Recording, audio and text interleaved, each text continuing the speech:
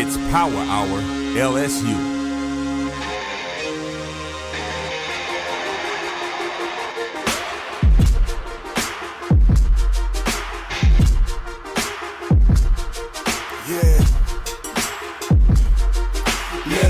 To the field, terror of the tiger, I'ma always keep it real. Everything gon' get devoured, it's the power.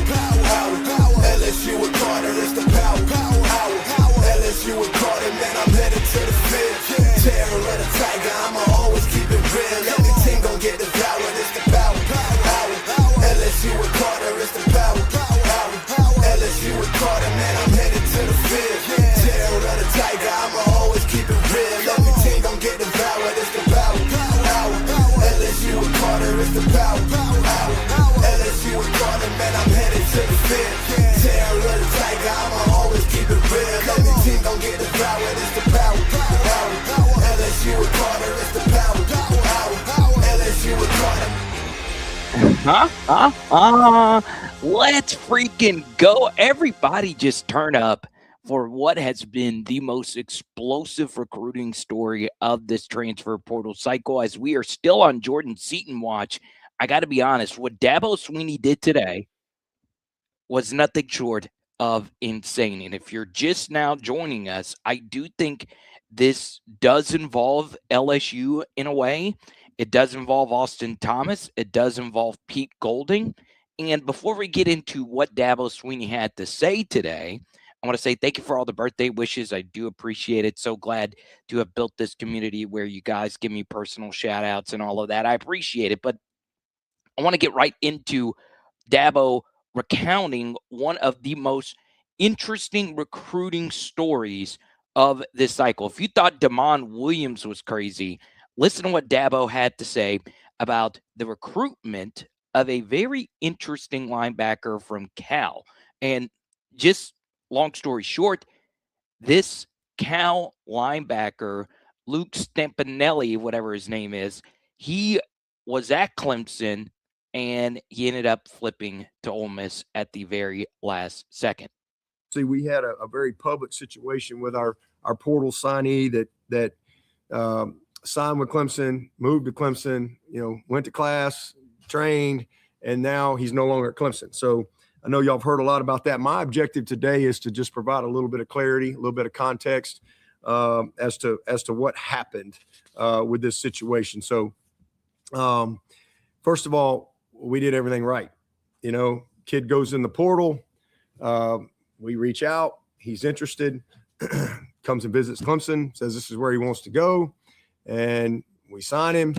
He moves to Clemson, again, rents an apartment, buys a car, goes to class for a week, trains, team meeting, position meetings, writes out his goals for the semester, like full blown, like let's Clemson student, like we're rolling. And so, and then all of a sudden, not here anymore. So how did we get here? Well, Sunday, January the 4th, Jordan Sorrells had his first conversation with Ryan Williams, the agent. And on Monday, January the 5th at 8:30, Luke Farrelly, he showed up here at Clemson with his dad for his official visit. And they came over to my house a little after 9 or so that night. Okay. So I had a chance to meet with them for the very first time. And, it was just to get to know each other right there at the beginning. And, had a good conversation. My first question was, hey, they just come in off of Ole Miss visit. I said, how was the visit? And his dad said, not good. Said it was a mess. It was unorganized. It was chaos. The building was a mess. Nobody knew what was going on. And I was like, well, look forward to y'all seeing Clemson tomorrow. We're going to be organized and structured. And so just kind of had some chit chat that night. And then tomorrow, the next day on Tuesday, January the 6th, he had his visit on campus at 2:30. Ryan Williams, the agent, Luke, the player, and his dad, they verbally accepted the terms of the offer, and they made a commitment to Clemson. Everybody high-fived it. Everybody's excited. We got our linebacker. We were going to take one linebacker. I will let this buffer a little bit. I don't know why that's getting froze up there. No worries. But basically, I was going to stop it around there anyway. Dabo Swinney is basically laying out that their plan was to take one linebacker in the transfer portal. Okay. And, well, what happened? They got their one linebacker in the transfer portal. Luke Farelli was one of the highest rated linebackers in the portal. And what happens? After he attended Clemson, went to classes, went to meetings, he decided to go to Ole Miss. We continue. We're going to take one. So we got our linebacker. We canceled all the visits of all the other guys that we were going to schedule to come in throughout the rest of the week because we're done. We were taking one. We've made our commitment. He signed. All right. So, or the next day, Wednesday, that was 2:30 at 3:15. Luke and his dad left town to go back to California. Then Wednesday, January 7th at 11 a.m., Luke signed his financial aid agreement with Clemson. And then Sunday, January the 11th, he moved to Clemson. Again, rents an apartment, buys a car, goes to class for a week. He's in training for a week, team meeting, position meeting, all that. All right. And then on Wednesday, January 14th at 9:49 p.m., the agent, Ryan Williams, calls Jordan Sorrells. And during that conversation, Ryan conveys that Ole Miss has been coming hard after Luke. All right, so I do need to include Jordan Sorrells is the GM of Clemson. All right, so our version of Billy Glasscock and formerly Austin Thomas, who is now the general manager at Ole Miss. So we'll start over just to make sure we all know we're on the same page. So Sorrells is basically Dabo's right-hand man. He is the general manager of Clemson football. We continue. Ryan conveys that Ole Miss has been coming hard after Luke. Sorrells confirmed. He went with the agent. He said, "Are you talking about the same Luke that's been enrolled at Clemson, that's been in class, that's moved here, that signed with Clemson?" And the agent assured him, yes, the same one. But he also assured Jordan Sorrells that Luke had no intention of leaving Clemson, but just thought y'all should be in the loop and check up on him tomorrow. So Thursday, January 15th at 11:45 a.m., just this past Thursday, Jordan came to me and he told me about the conversation that he had the night before with the agent at 9:49. And so I told Sorrells, I directed Sorrells, hey, you reach, I don't know. I said, who's their GM? He said his name is Austin Thomas. I said, will you reach out to their GM? He said he knows him. And I said, listen, this guy has been a head coach for 4 weeks. I said, you reach out to the GM. I'm going to give him some grace. And you let him know that we know what's going on. All right. And if he doesn't cease communication, I'm going to turn him in. And so I really thought that would be the end of it. But it wasn't. So after that was 11:45. At 12:10, Jordan communicated to Austin Thomas via text because he was unable to reach him on the phone. And just a few minutes later at 12:14, they both connected on the phone. The Ole Miss GM, Austin Thomas, and Jordan reiterated our stance one more time. The GM assured Jordan that he had communicated to the agent that he wanted no part of this and that his relationship with Jordan was more important to him than Luke Farelli. But that Pete Golding just does what he does, quote, unquote. So at 1:30, Sorrells met with Luke face-to-face. All right, I wanted to stop it there. Weather obviously affects some of the streaming of this press conference.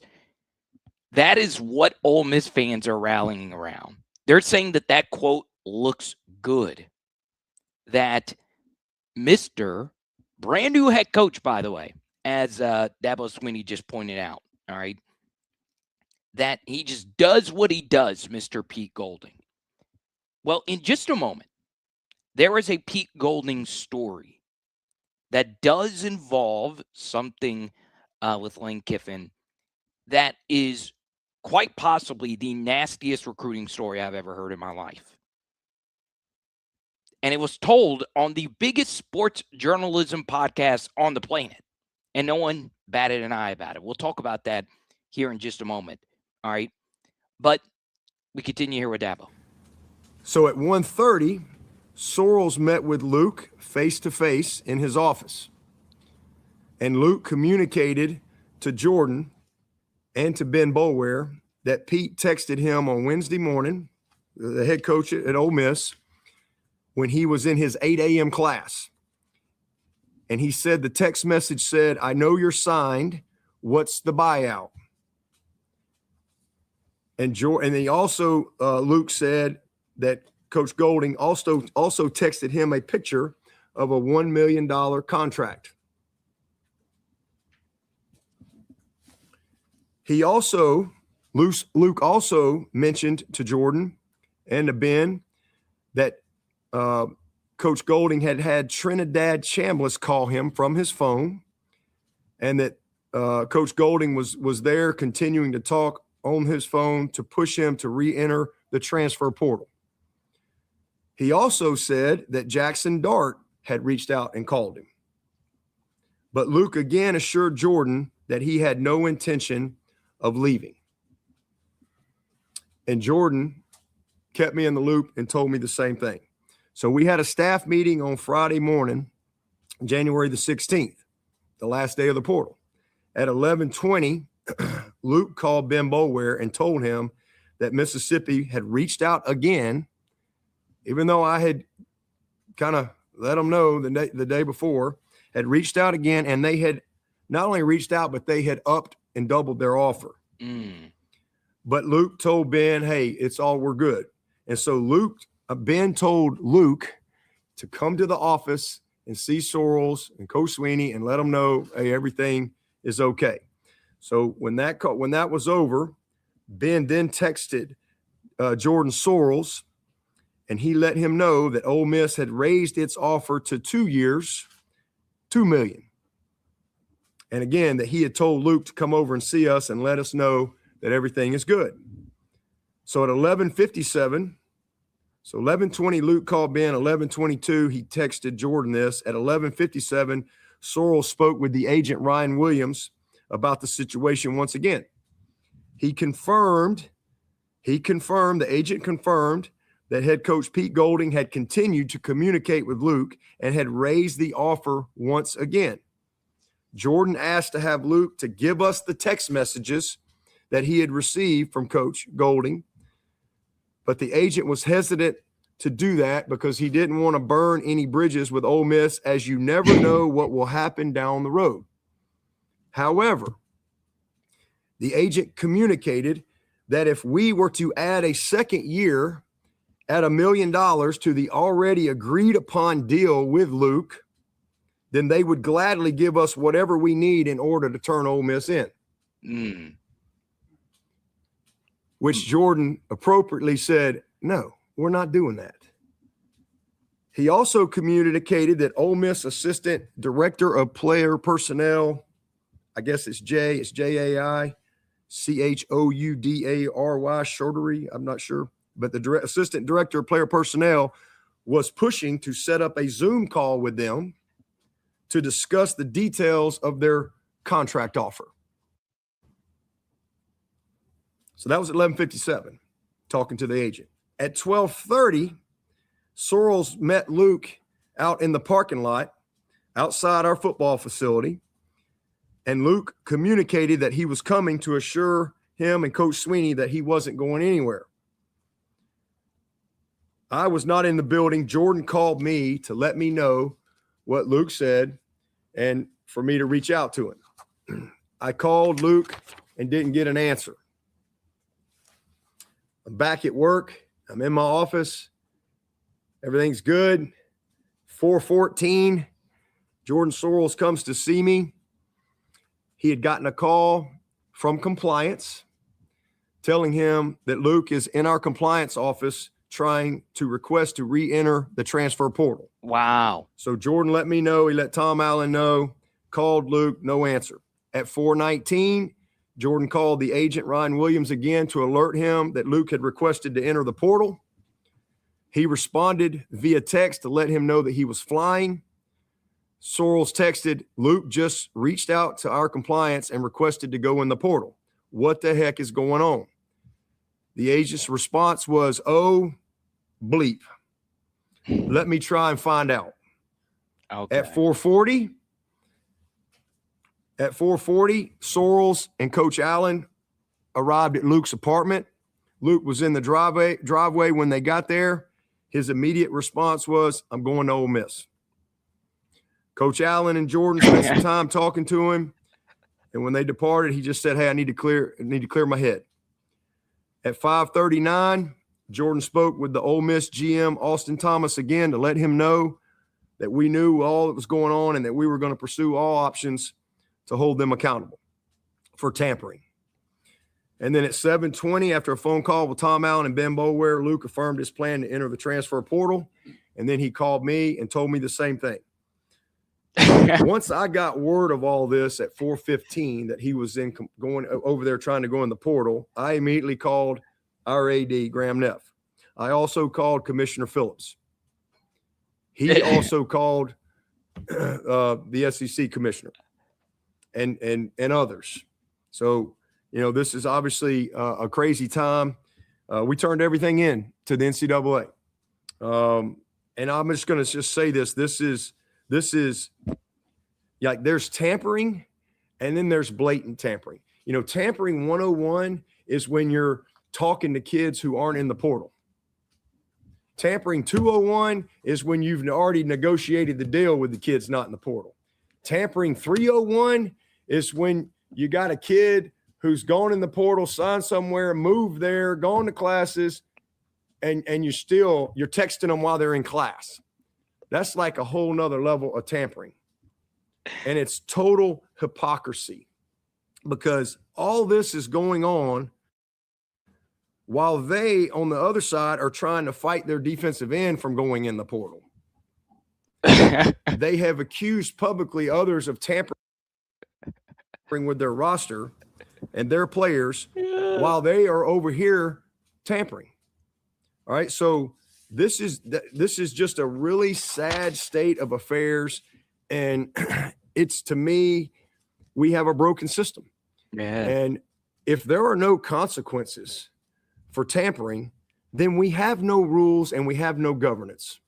It's really just that simple. All right. Once again, bad weather has made it a little choppy, but I wanted you guys to hear from the horse's mouth, Mr. Dabo Swinney. Are you kidding me? I'll be honest.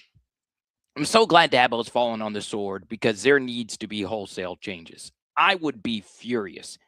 I would also say I spoke to a personnel person who works at an SEC school, not LSU, but a pretty prominent one. And he said that there are instances where this happens, but you never have a coach go this public, and that he thinks this is actually going to burn Dabo more than anything else. Because now, if I'm an agent, do I really want to work with Dabo Swinney knowing that our conversations, whether it's with Dabo or not so much Dabo was willing to, call his AD by name, call his general manager by name, and all of that. This could hurt him down the road. All right. Once again, I'm not going to say that LSU is holier than thou, but this is the shit that drives me nuts about Ole Miss fans. Okay. All they did was whine and bitch and complain and moan about Lane Kiffin nonstop when they have been even worse about the tampering stuff. Well, Lane Kiffin was talking to TJ Daugherty, and this is all TJ Daugherty. Get the hell out of here. This is the worst tampering I have ever seen in the history of tampering. All right? This was a kid that had no ties to Ole Miss, by the way. Daugherty at least had a relationship with Lane, at least had a relationship with Chris Kiffin, the co-linebackers coach. This is a kid from Cal who had already signed, already started going to classes, By the way, this isn't a quarterback. This is an off-ball linebacker.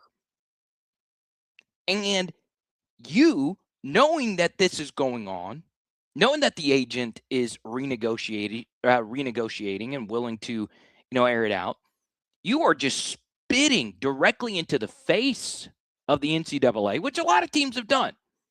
But it's just all these Ole Miss fans bitching about LSU, bitching about Lane Kiffin. They just simply do not want to shut their traps when you are doing the same thing. You are doing the same thing. All right? And we can get into, well, did you know that Prince Will already re-signed his thing and all of that? Yeah, we bought him out, and now he's with us. But at least we have relationships with those kids. Farrelly went from Cal to Clemson to Ole Miss, 3 different conferences? What? Well, not used to be 3 different conferences, but you get the point. Drives me insane that Ole Miss fans want to be holier than thou. Okay? It is crazy to me. And then the agent, that I couldn't quit laughing, that the agent said, well, if you match this offer, we'll give you everything you need. And then Austin Thomas, the fact that you aired out that specific fact that Austin Thomas said, look, I don't want to do this, but this is Pete Golding being Pete Golding. All right. So I do want to share this. I felt like this went under the radar. I tweeted this out at the time, and I was like, man, this is pretty damning. All right. So, look, I understand Lane Kiffin ain't no saint. I understand he is my coach. All right. So I'm not ever going to say, well, our coach is absolutely perfect. But I want you to hear this story. All right. And I'm sure there's, like I said, I'm sure there's nasty stories about Brian Kelly, Lane Kiffin, Nick Saban, anyone out there. But this is, to me, the single most diabolical recruiting story I can remember. Okay, so we'll fast forward this just a little bit. This is Seth Wickersham. This is one of the best football book writers and journalists on the planet, and he's on the biggest sports journalism podcast on the planet. Pablo Torre finds out. Right. I mean, Lane Kiffin, Steve Sarkisian, all these guys, it got Nick Saban even, it got so competitive and so ruthlessly intense between them as they were trying to get Arch. There was, a moment when Nick Saban came and all of the Nick Saban assistants call him daddy, which is, maybe we don't need to go there this episode. Nick Saban wanted Arch, and maybe if he had gotten him, he'd still be coaching, but he didn't want to appear to want Arch. Like, he kind of wanted his presence to be enough. And, meanwhile, Pete Golding, who's like one of his assistant coaches, is the one tasked with landing Arch. And it's getting down to the wire where Arch has got to make a decision, and they're doing a Zoom. And nobody, not even the family members, knew where Arch wanted to go or what his preferences were. Like, some of the family thought that Georgia was a good fit because he'd be coached hard. Other people thought that Alabama would be good because he could be coached by daddy. Like, who better to prepare you for the NFL? Texas was kept lingering. And, everyone wonders, like, what is a modern recruitment like for a guy like him? And it got so tight that Pete Golding was on a call with Arch Cooper and Nelson Stewart, a Zoom. And, people know that Steve Sarkisian, the coach of University of Texas, has battled alcoholism. It's public record. It almost cost him his career, but famously, he managed to find a way through it, and he's built a terrific career. And stuff like that ends up being fair game. Oh, and the negative recruiting of all of this. Exactly. And so Pete, who's friends with Sark, says on this call, he says, I love Sark. He's my best friend. And then he's like, oh my God, do I go there? And he did. He goes, I hope he can stay sober.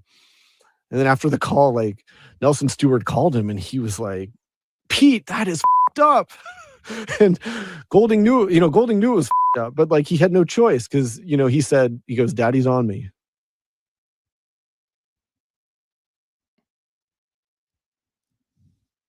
This is who we're dealing with. Pete Golding is ruthless. He is absolutely ruthless. Now, like I said, when you talk to personnel people about this, they will tell you that there is far more ruthless stories that they can get into. Okay? Y'all, the truth is, Pete Golding is willing to do whatever it takes. All right? I do think he's in over his head here as the new head coach of Ole Miss. He's never been a head coach. I thought his game management versus Georgia wasn't great. We could talk about that all night long. But what should scare you as an LSU fan is this guy is willing to do whatever it takes, even if it includes calling out alcoholism, which is a very deadly, dangerous, serious thing. You're willing to do that as a part of a recruitment. Per this report, once again, Seth Wickersham is about as trustworthy of a journalist. He might have just made it up. I doubt Seth did, though. This is as credible as it gets to say that about something quite like that. And we all know people that are sober and has battled alcoholism and all of that. So that's 2 instances over the past 6 months that shows you that this man is willing to do whatever it takes to win for Ole Miss or whoever he's employed by. So while we are discussing how hypocritical Ole Miss and all of this is, and how cool this is that Dabo is actually talking about the rules that need to be put in place, this is more important than anything else, that we get all of this reined in. But whoever you are watching this right now, understand that we are dealing with a bull. We are dealing with someone that is going to do whatever it takes to choke us out. And the thing that I would say to Lane, and I would say this to all the Ole Miss coaches that are now in Baton Rouge here, there's so much crossover with both of these staffs, quite to the levels we have never seen before, maybe outside of, Kirby's first couple of years in the Alabama-Georgia battles, but this is obviously a little bit different. It's war. You better strap the F in, baby. If they're coming with grenades, we better have some mother effing bazookas ready to go. Pete Golding does not give a you-know-what. So while we do say, hey, Ole Miss, they might be made an example here at the NCAA. But what power does the NCAA have? Do they even want to get into this? Because obviously the fix to all of this is to actually call players employees and, putting it together CBAs and all of that. Nobody wants that. I don't think the players want that. I think the players like this. I'm telling you right now. Luke Farelli, sure, he got paid. This will blow over. At least it's not a Nico situation. He ended up getting more money, a sweeter deal.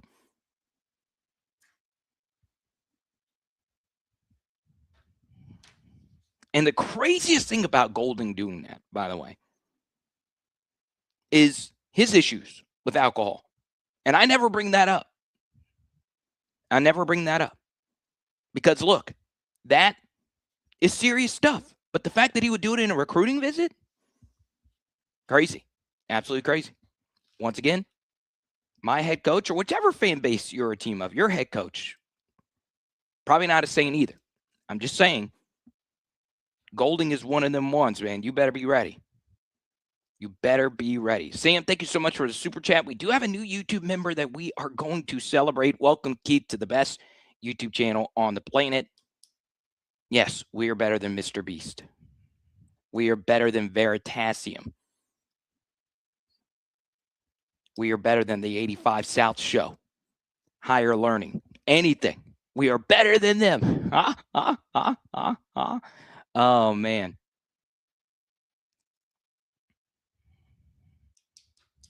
And that's the funny thing about it, Theo Pool. You take the next word, the next point out of my mouth.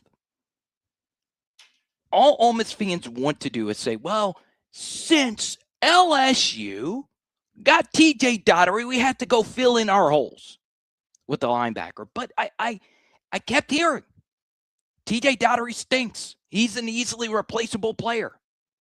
Well, if he was so bad, why did you have to overpay for an off-ball linebacker from Cal, who already had his mind made up? Daugherty can't be that bad, huh? You would think the production, the way that they were talking about TJ Daugherty, They're talking out like he was a slower version than DJ Welter. But no. You had to jump through all kinds of hoops to let that happen. So I could rant about this forever. I love this stuff. I do. I like breaking down film. I like talking about actual football more, but give me the juice. I feel like I'm on Bravo. I feel like I'm Andy with 4 women sitting next to me that have fake lips, fake upper body strength. I love the drama. Give me the juice. Fire me up. I loved it. I want to go live all night. I'm supposed to have a birthday dinner lined up. I'm telling my family, no, this is more important. I want all the tea. I want all the juice. I want all of it. Woo. Lock me in. Lock me in. God, dog. Woo. So what happens next? What happens next? Well, believe it or not, the response that I've mostly gotten, and this has become my favorite Twitter follow. He's a big Ole Miss booster. He's still friends with Lane. It's a guy named Matt Bowers. I love Matt. He had some really good tweets about LSU and our fan base and all that. He's a big Ole Miss booster. And I retweeted something he said about LSU fans, about them being, a little bit more diehard than Ole Miss fans. And he was like, hey, Ole Miss fans, don't take it personal. Go check it out. I read his tweets. I've read some other Ole Miss fan tweets. Now, we have Ole Miss fans cheering for LSU because now Ole Miss fans want LSU to beat Clemson almost as much as they want to beat LSU. That's how furious Ole Miss fans are. But we all know that's not true. It's just the recency of what's happening here. But Ole Miss fans, this is how crazy the sport is. This is why nothing touches the sport. Nothing. Not basketball, not the NFL, not Quidditch, not Magnus Carlsen with a chess move. None of it comes close to this because now Ole Miss fans want to see Dabo eat the freaking Tiger Stadium turf for the season opener. Ole Miss fans are going to be cheering for Lane in the first game. I can't believe it. Can't freaking believe it.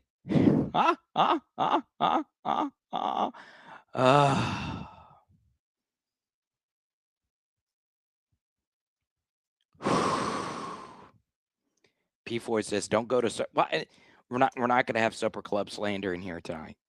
Sam, you get to pick the next topic. Go right on ahead. We will take a quick break, and then we'll get to everyone's favorite segment on the planet Earth. What did Lane tweet today? Power Hour Network listeners and viewers, you might be consuming this content with that crick in your back that you've been trying to get rid of for so long. Take this as your sign today to book your appointment with LabourdTherapy.com. In the Lafayette region, there is no one that you will find that cares more about any different type of pain that you might have than the team at LabourdTherapy.com. Book today. Once again, that's LABORDE Therapy.com, or you can visit one of their 5 locations all throughout the Lafayette region. All righty, we continue here. Lane Kiffin retweeting Matt Bowers, who we were just talking about a minute ago. Cousin, more like blended family. While we would love that, we will let our lawless and unhinged cousin that just got out of prison have their way with you in the season opener. LSU is going to beat the ever-loving Shiite out of Clemson. Crazy. We continue. Lane retweeting Big Foe. I want you to listen to this. All right, so this is the biggest celebrity on LSU's campus outside of Lane Kiffin talking about LSU. I could have went to college anywhere. Like, I'm fly today, and I could have did my thing, but I don't think I ever would have been as big if I didn't come to LSU. because that tiger and that purple and gold next to your name, bro, it do something. It means something. Carry a lot of weight, don't It it? carry a whole lot of weight. Even when you go out of the country, like I go to France or whatever, and like people got LSU, and like you've never been to Baton Rouge. You know what I'm saying? Yeah. You know what I'm saying? But it's like, wow, like it's that impact. So like with me, like I'm always gonna be flagé, but I would rather be flagé that went to LSU. Like we definitely NILSU. We definitely the Through and biggest. through. We definitely the biggest. There's no school that put out superstars like LSU do. It's like a factory, right? A real factory. That's all we have here. And If you want to be the There you biggest, go. come to LSU. That via LSU Gold. Can't beat that. Thank you for the super chat. Theo Poole, thank you so much. We continue with what did Lane tweet today? Lane Kiffin had multiple recruiting visits. JT Curtis. That's crazy. And then the bottom right corner, that's Kevin Smith with Andre Anthony. Who remembers Andre Anthony? There's Lane at Destrehan. Lane at Archbishop Rummel. So he made the stops today. Okay. Here's Lane retweeting Dave Portnoy, who once again is never afraid to call out Lane or LSU. I'll tell you, no one hates LSU more than Portnoy. The Notre Dame clause is arguably the dumbest thing I've ever heard of. Let them play their own tournament versus themselves. They aren't even the best team in their own state. Because Notre Dame guaranteed at-large bid if ranked in the top 12 of the final poll. All right. This was going to be saved for a little bit later, but we're going ahead and discuss it now. The College Football Playoff Committee has already agreed that we will have a 12-team playoff next year. We're not going to 16. It's going to be 12, and if Notre Dame's in the top 12, they get in. What's even dumber is the committee said Power 4 champions are automatically in. So Duke would be in. Okay? Crazy. Crazy. But I agree with Del Portnoy here. And I'm not a Portnoy hater. It's just we all know he likes to hate on LSU. Okay, Stephen A. Smith went on a rant about Notre Dame joining a conference. That's what we need. We need Stephen A. Smith on college football and college sports. That's exactly what we need. There's Lane with JT Curtis. I mean, look at that trophy cabinet. Good God almighty. Guy's kind of good at coaching, huh?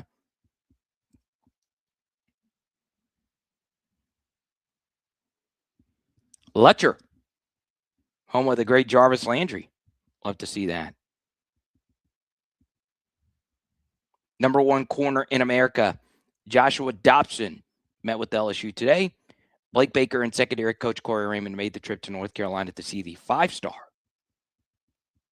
And you know, Corey, he loves a tall corner. Joshua Dobson. We continue. Lane tweeting out Lutcher yet again. Happy birthday to Kevin Mawai, 3-time All-SEC and 2019 Pro Football Hall of Famer. There you go. Rivers Hughley, friend of the channel.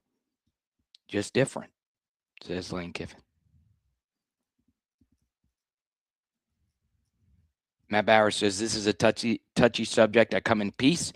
I actually think this is what LSU fans have an edge. The most vocal and most extreme fans aren't affiliated with the school via attendance or donations, but they do buy tickets and beer and merch and always show up.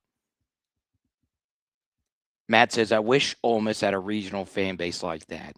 You know, it's kind of, in essence, this is essentially what Flage said. I mean, the brand is just so much stronger. You know, you can ask Haley. When we went to London, our tour guide was an LSU fan. And he said it was just a brand. Miguel Whitley, 4-star wide receiver, primary target for LSU. St. Aug, pretty good place.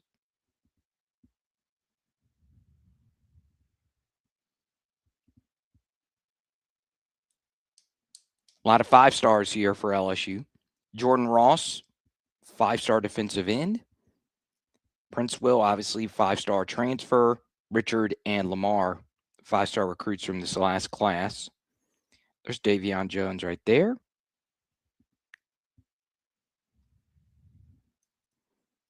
Wide receiver DB, 4-star athlete for the class of 2027. Lane Kiffin looks like he's getting some teas from somewhere. I want to shout out the business. I don't know what business this is, though, or if this is just LSU making it. LSU extends a scholarship offer to Brandon LaFell. We talked about that last night. Megan making money. This still feels all like a dream. We were in absolute hell 3 months ago. Her celebrating, and then this was from yesterday. All right. As we always do, let's refresh Lane's feed to see if there's anything else for missing. No. And there you go. Pete learned from the best.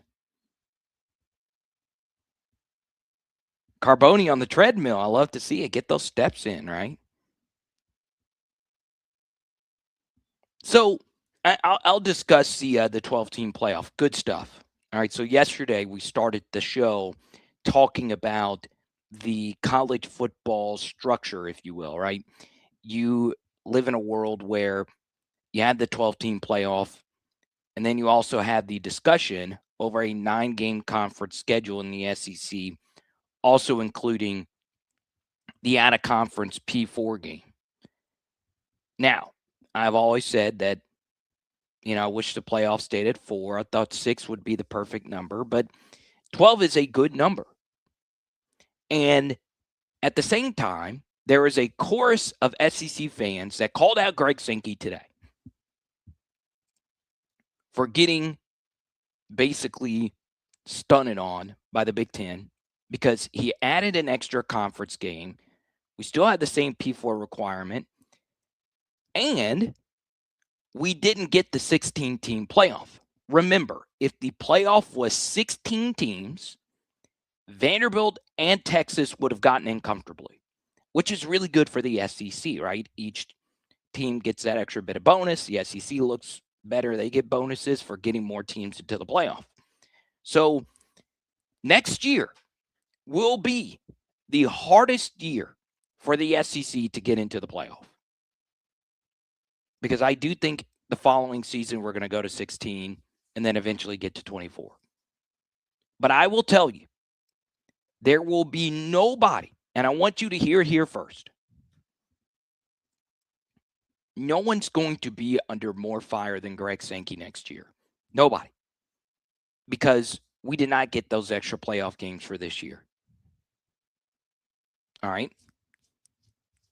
Once again, my opinion on this is very nuanced, and it differs from all of you. If Greg Sankey's job was to get as many SEC teams into the playoff, then he failed. Because adding an extra conference game while the playoff field still staying at 12 hurts the SEC. Because their schedules, I don't care what the Big Ten has to say, is tougher. All right. Now, to what extent is it tougher? I don't know. And it doesn't help Greg Sankey's case that the Big Ten is having the best positive PR that they have ever had in their gazillion years in existence. And it also doesn't help that LSU's athletic director, Verge Osbury, makes a really good point that the Big Ten doesn't have a P4 out-of-conference requirement with their 9-game conference schedule. In the last 3 national champions for the Big Ten, they didn't play an out-of-conference P4. So I retweeted today an interesting clip. And I think this is one of those things where if you look in history, whether it's politics or entertainment or any of that, you will find instances where someone gets publicly called out, and that could be kind of their villain origin story. And we all have a villain origin story. We all have that one person that shunned us or talked bad about us, and it inspired us to work that much harder. This was very interesting. So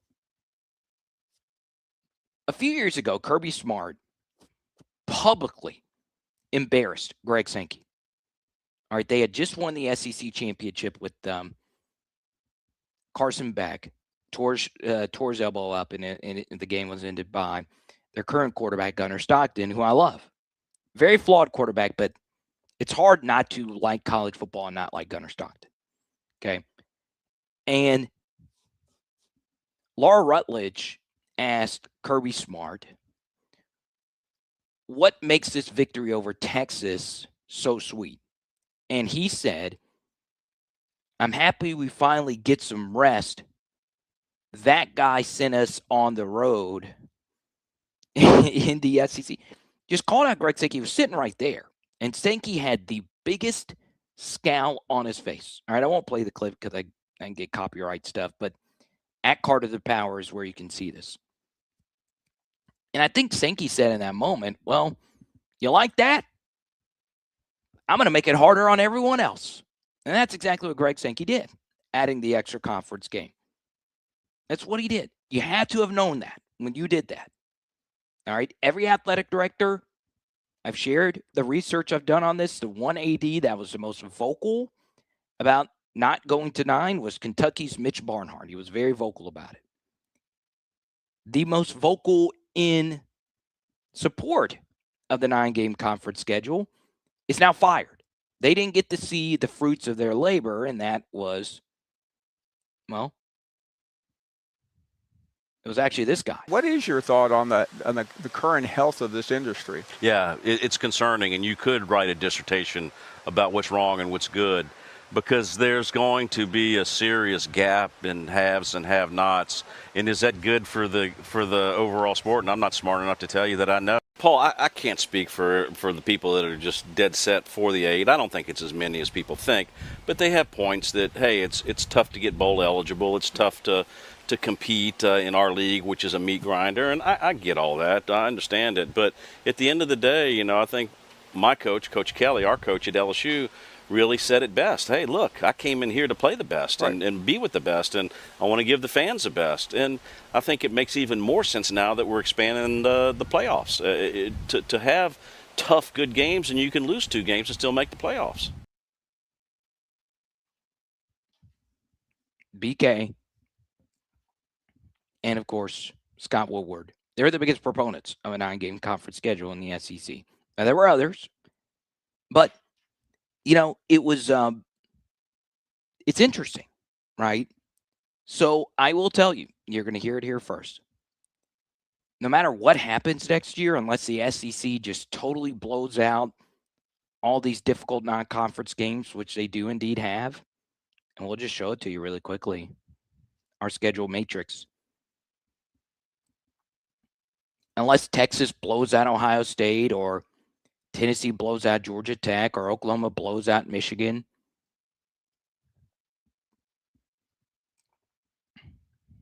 I'm telling you right now, man, Sankey is going to be absolutely roasted. And I think he knows that. All right. I think he knows that. So, yeah, it's going to be the hardest year from now until the end of eternity for LSU to make the playoff and any SEC team to make the playoff, because it got objectively harder for everybody in the conference while the playoff remained its scarcest from going to 12 to where we are now. We're going to stay at 12.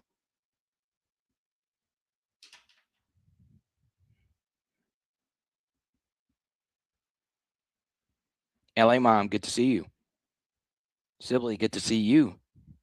Thank you so much, Jordan. Pete, learn for the best. Love it. But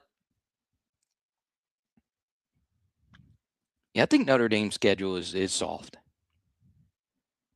They play a few other teams outside of those, but those are the 3 toughest.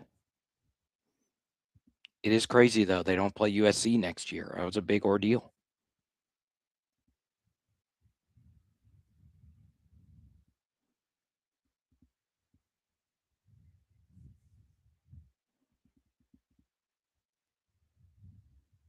let's see. All right, next thing. And this is more of a national college football story, and I'll share a few things on Jordan Seaton. Okay.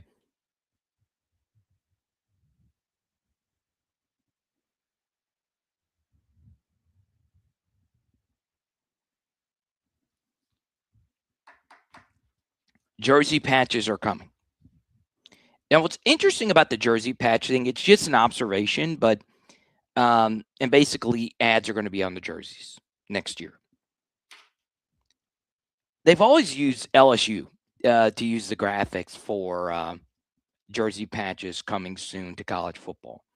All right, so obviously everything about college football is about money, and it's going to change, right? A big reason why we like college football is that there's this pageantry that comes with the sports, and the jerseys and most college football programs are relatively simple.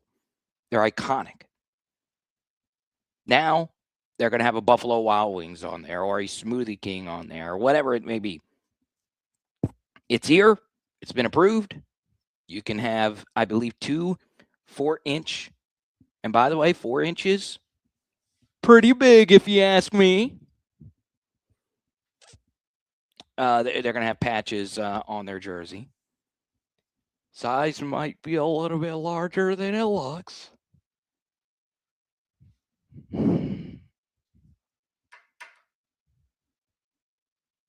CEO says jersey patches are ridiculous. Cliff, good to see you. Another happy birthday from John and P. Floyd. Thank you so much. But yeah, it's coming. All right, so obviously the biggest American sports league that just introduced this was the NBA. And you should want this. You should. Because it just puts more money into the pockets of LSU. But yeah, if you're a NASCAR fan, you're used to this. If you're a golf fan, you're used to this. This does help offset cost. It is a very good ROI if you are a business trying to get your name out there. Look, I might conjure up some cash and put it on a smaller school's jersey. I mean, I don't know what it would take. I saw Snapback Sports put a $100,000 bounty on them putting a patch on a jersey. So I just think if you're a soccer fan, as Cajun does point out, you're used to this. Now, the speculation begins which companies are going to be there for LSU. There was like an energy company that had already kind of been rumored to have been the one for LSU. I don't know. Okay. Let's go to CEO. He says, happy unbirthday. All right. So he's not wishing me happy birthday. Give LSU super chat capability instead of more ads. We can ask questions. Well, yeah. I do put on there. I'll let you in behind the curtain. Yeah. And once again, thank you for your generous super chat.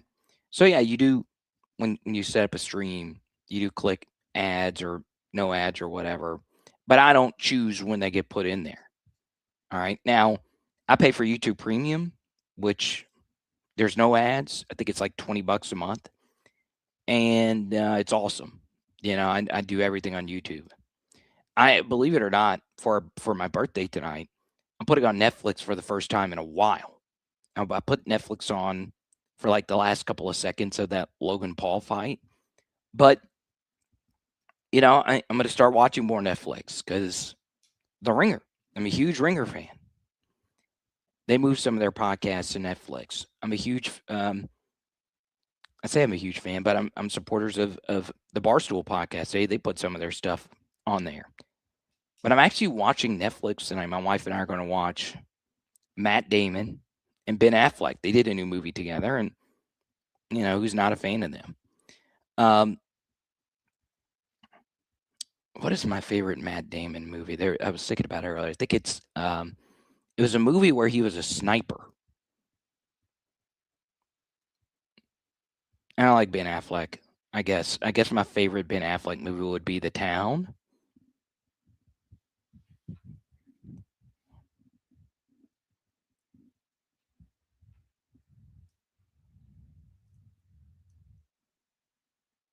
From Alice in Wonderland.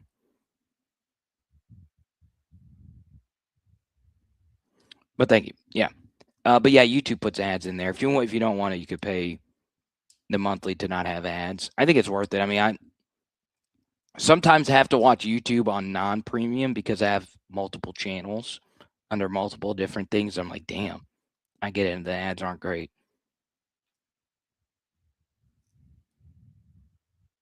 Was that it? Jason Bourne? He was Jason Bourne? Yeah, I knew that, but wasn't there a different sniper movie with him?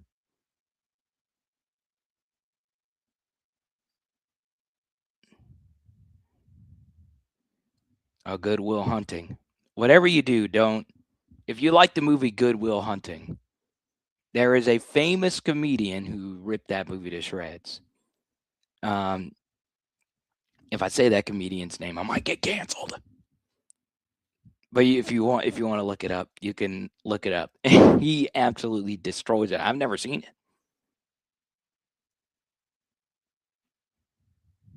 Yes. Okay. Thank you, P4. It's Shooter. That's the name of it. Shooter. That's Mark Wahlberg.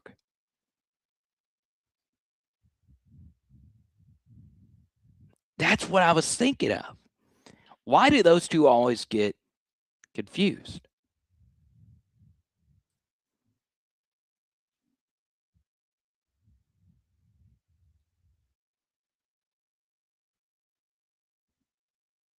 Yes. Okay. Thank you. That wasn't Patrice O'Neal, but he's good. Patrice was never canceled, though.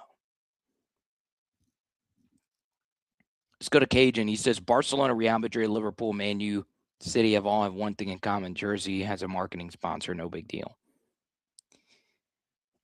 Yeah, but it is different because it's been around for forever. But yes, he does make a good point that the most popular sport in the world has jersey sponsors. Now, I want to talk about Jordan Seaton.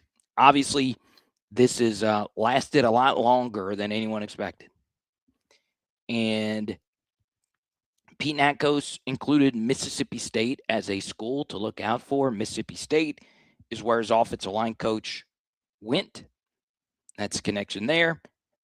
And then obviously LSU, Miami, Oregon, we're all bidders at this point. This is just massive. I mean, I understand that there are quite a few of you that were very vocal about Jordan Seaton, and you didn't want him here because, why are we basically being held hostage for so long? Oh, I didn't read your correction. Okay, let me go back before we go into Seaton. Oh, okay. It was a bad joke. I'm saying LSU should take. Oh, okay. I'm saying LSU should take super chats instead of patches. Okay. That is a good point. All right. So I completely misread it. All right. You don't have to super chat again. So they do that. I mean, you can donate as much as you want for NIL. It's just there's a major difference in that. Okay. So if I am paying to support something, sometimes I am paying to support it just to support it, which are your NIL donations and so on and so on. And you're not looking for anything in return, right? But then there's people that pay to advertise, right? Like, you know, I get paid a monthly fee to get Labor Therapy to partner with us. Okay, it's not some crazy amount of money, but they generously have supported what we're doing here. I went back to it. No need to be angry, but thank you for your generosity. Oh yeah, LOL. But that's the good thing about a jersey sponsor, right? Like, for instance, I talked about Snapback Sports a minute ago. I've met Jack Settleman a few times. The truth is, Snapback Sports, they're not putting their logo on a jersey just for the sake of doing it, right? They're getting ROI on it, right? Not only are you getting your brand out there, you're also, in return, getting looked at as someone that is supporting college athletics. That's why a lot of people like to donate to college athletics. It's not just because, hey, I like LSU and I'm here to support LSU or whichever school you want to point to. It's also one of those things where you're also like, hey, I truly want to get something out of this. Like, I want my name to be out there. I want to increase my business.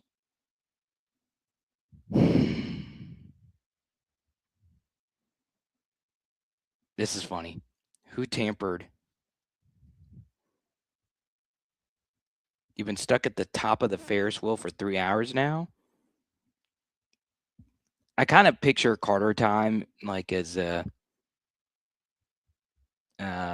what's the Dumb and Dumber scene? I'm not calling you dumb, but I was thinking about this movie a little bit earlier.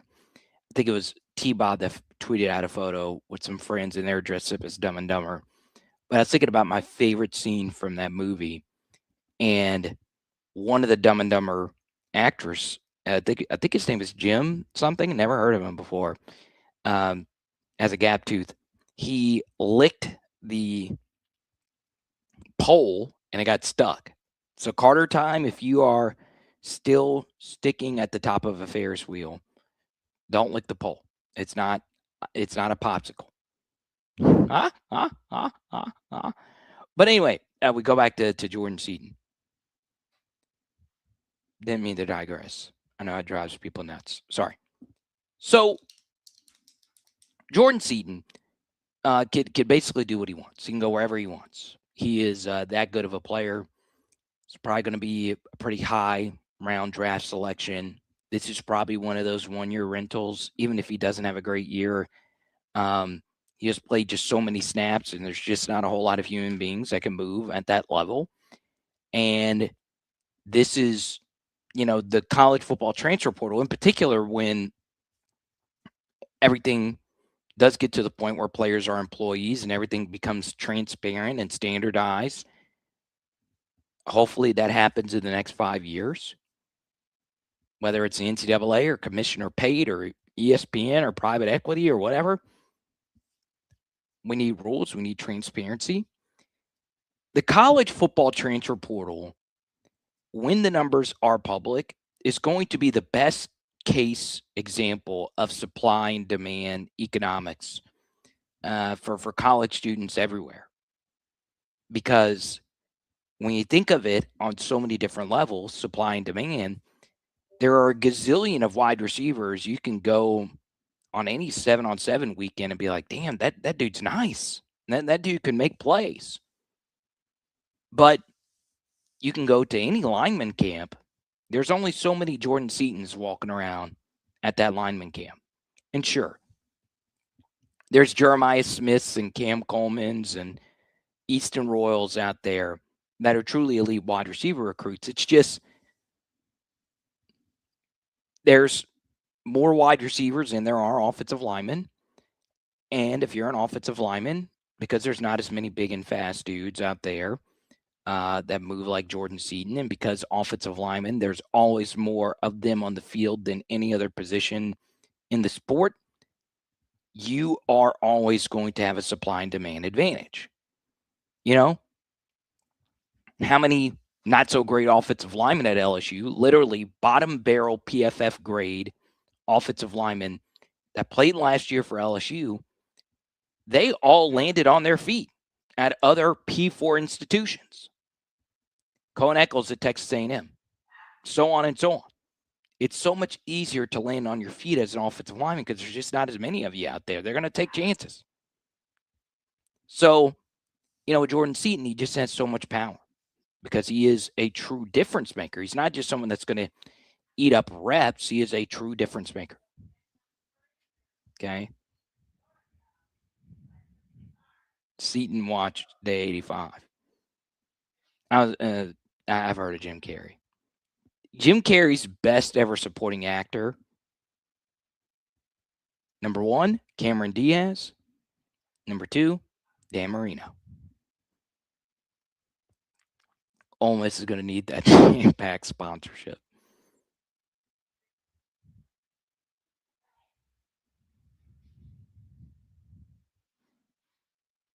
Okay. Now, here's what we're going to do. Next 5 to 10 minutes, we're going to answer as many questions as we possibly can. If you super chat, we'll keep this party moving.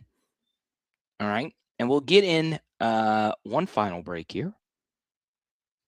And we will be back right after this. Let's go!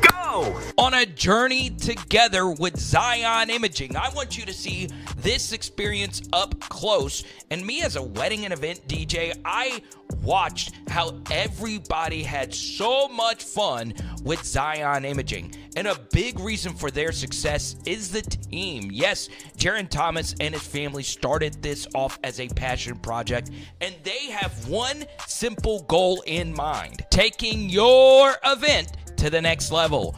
Whether it's a wedding, reunion, quinceañera, school, or corporate event, Zion Imaging is all about family-friendly fun. And I gotta show you on this tour the high-level technology that quickly sends your video session to your phone, whether it's iPhone or Android. Yes, it's the Zion Imaging 360 spin booth experience, serving North Texas, North Louisiana, South Arkansas, Orlando, and more. Give us a call, 318-469-4265. Check us out on Facebook or book us at Zion Imaging, XYANimaging.com. Are you a die-hard LSU fan, and would you like to understand the complex game of football better? Well, sign up today for our PHL Patreon. This is his second touchdown, counter G while you're pulling the guard. We dive deep on recruiting and the transfer portal at a level that you have never seen before. Film breakdowns from so many different angles, and my personal favorites, oh yeah, the analytics, baby. I like to get nerdy. We take a look at cutting-edge statistics that help all of us understand LSU football even better. And guess what? Every new sign-up gets a Joe Burrow card in the mail for free. But we got to save the best for last. Our private Discord community of LSU fans from around the globe. Sign up today. Patreon.com/LSU football and put your name on our wall of patrons. Special thanks to everybody who's on here. Let's freaking go. All right, we'll keep it moving. Oh, dude, I'm the funnest hang. Speaking of, so I was supposed to be in Fayetteville tonight. I was going to have dinner with my best friend and his wife. Haley was going to be with us as well. My guy, Scotty Z. And we're actually going to have dinner at Coach Calipari's favorite restaurant. I didn't know it was. It's this Italian place. And then we were going to go to LSU versus Arkansas. Someone from the SEC channel that's like my biggest Arkansas supporter. I was going to sit with him at the game, and he didn't care. He's a big Arkansas booster and all of that. And I was going to wear my LSU gear. I was going to cheer my ass off for Matt McMahon, and it's not happening. Not happening. So while it is sad, I'm glad to be with you on this glorious evening. And I never get to see my friend because Fayetteville is a little bit of a distance for me to drive. And I was going to see all my closest friends, guys that stood at my wedding. But now it's not happening. I will say I'm cheering for Matt McMahon. The game did move. It was supposed to be a tip-off tomorrow night. It has been moved to 4 p.m. Central. Weather is going to get pretty gnarly for a lot of you, so you need to be ready for it. Okay? I have no idea why my dog is going that crazy.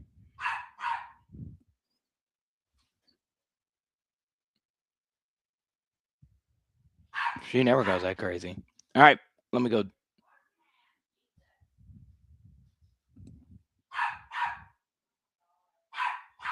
Y'all hear that? I know you do. All right. Let me go see what's going on with this. Is she okay? What? Is she okay? I'm still live. I don't know. I don't know why Sissy is going crazy.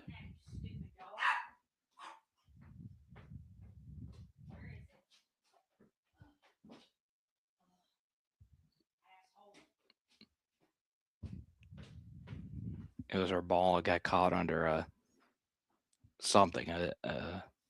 It's a dog. But anyway, I was supposed to be in Fayetteville tonight. I was looking forward to supporting Matt McMahon.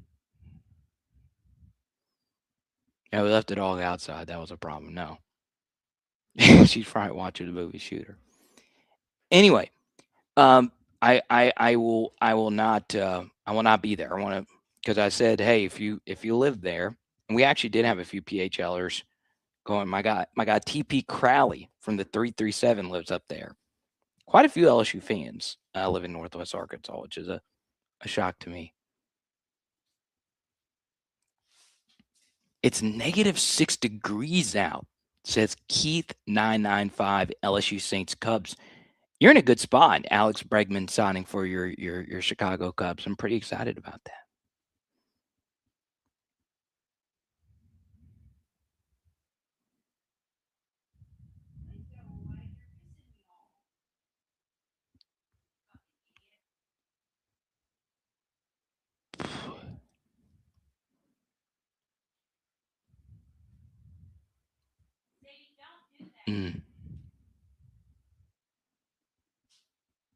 Telling you, man. Y'all better dig in. I will say this.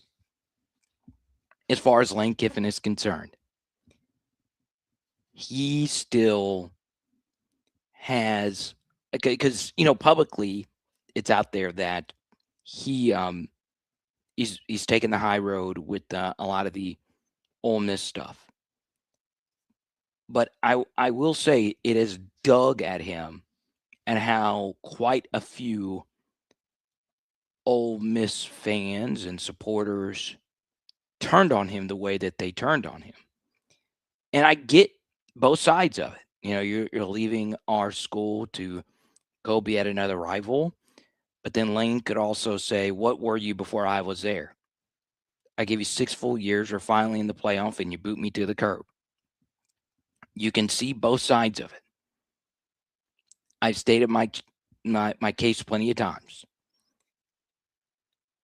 I understand Ole Miss not letting Lane coach the playoff. He should have been allowed to coach the playoff. And then at the same time, if it was such a big freaking deal that Lane could not coach the playoff, then why did you let so many assistants come back from LSU to coach your team in the playoff? And I understand that it was quite a few coaches and you want as much as you possibly could have there. But we all know when it's actually the day of the game, the single most important on-field coaches are your coordinators. So, did you really need all those assistants going back and forth and all of that? Whatever.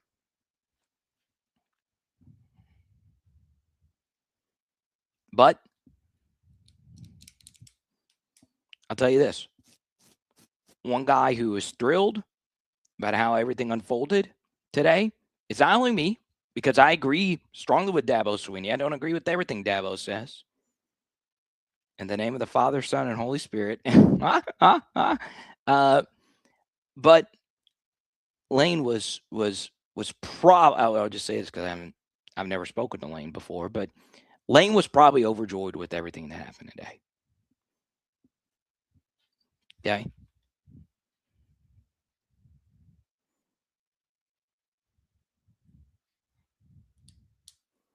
Whatever happened with Deion Smith? I don't know. I know it's an academic thing. BZ, thank you so much. But God, Deion Smith was good, man. That was a really, really, really good talent. Okay.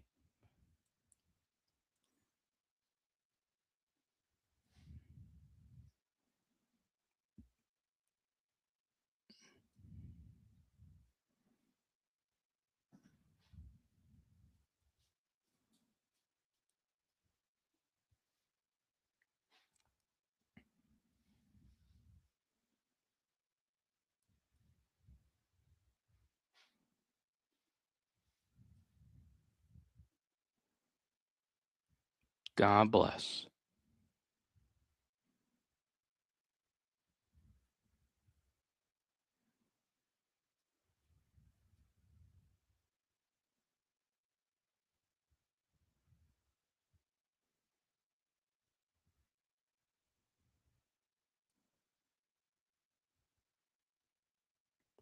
Damn, Luke Farrelly, the linebacker involved in all of this, just went private on his Twitter page. Matthew, thank you so much, man. Don't be sharing my last name out there like that. Don't be doing that. I'm kidding. Dabo working on that Kleenex NIL sponsorship. I love that. All right, let me make sure I got to everybody's comments. Jeff Daniels was also legendary alongside Jim Carrey and Dumb and Dumber.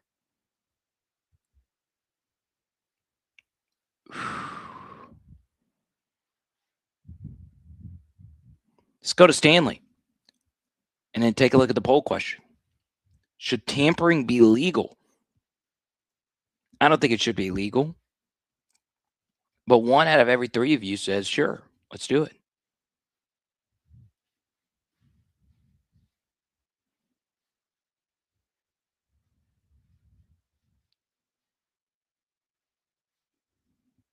M. Dingle says this is a man soap opera. You better believe.